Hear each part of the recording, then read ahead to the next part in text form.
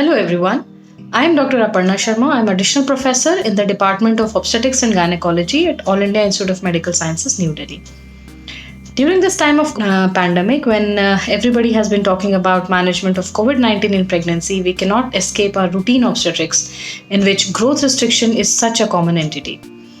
Being a fetal medicine person, I would like to talk about the early and late onset growth restriction during the webinar on 19th of May, 3 p.m. onwards. I would really like to thank Dr. Alpesh Gandhi for taking out this webinar series, Zydus for supporting this, and DocMode for providing this educational platform.